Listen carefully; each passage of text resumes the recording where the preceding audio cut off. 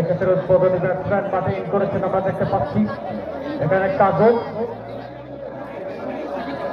নন স্ট্রাইকে ভাই কেনা সোহা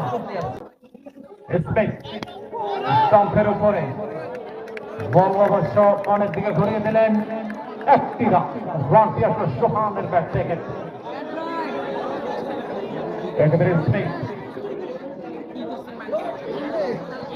ব্যাট করছেন কাজল, wicket keeper to cum batsman, চমৎকার ব্যাটিং এবং good balance young man, what a balance. Cut করেছিলেন কিন্তু রান হয়নি, ফিল্ডিং হয়ে গেল যার কারণে ডট বল।